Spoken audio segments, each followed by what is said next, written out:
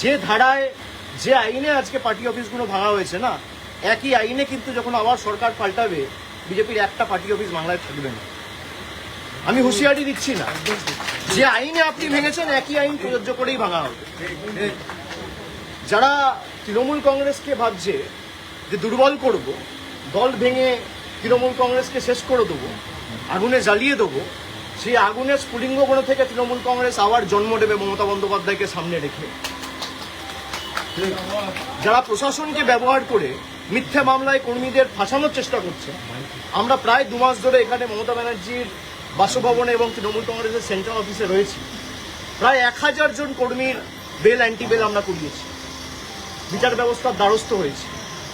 যখন একটা case sub judice রয়েছে, একটা মামলা করা হয়েছে মে মাসের 7 তারিখ 8 তারিখ, আজকে জুলাই মাসের 18 তারিখ, আপনি সেই মামলা উপেক্ষা করে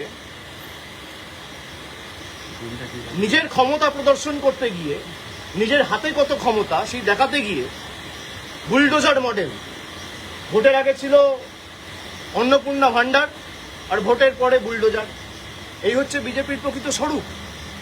তো যারা ভাবছেন বুলডোজার চালিয়ে তৃণমূল কংগ্রেসকে ধমকে চমকে দমিয়ে রাখবো, তৃণমূল কংগ্রেস আরো শক্তিশালী হবে।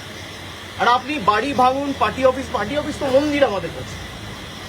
যদি কেউ ভাবে পার্টি অফিস ভাঙে, যদি কোনো অবৈধভাবে সরকারি জায়গা দখল করে পার্টি অফিস কেউ করে, সে পার্টি অফিস আপনারা যথাযথ সরকারি ব্যবস্থা নিতে পারেন, আমার কিছু বলার নেই। কিন্তু এই জায়গাটা তো সরকারি নয়, কিনে অফিস বানানো হয়েছে, তার প্ল্যান রয়েছে, বৈধ নথি রয়েছে, সব হাইকোর্টে আমরা জমা দেবো। তারপরেও আপনারা ক্ষমতা দেখাতে গিয়ে যে পার্টি অফিস ভেঙেছে, প্রত্যেক ক্রিয়ার সমান এবং বিপরীত প্রতিক্রিয়া আছে, এটা বিজেপির নেতারা যেন ভুলে না যায়।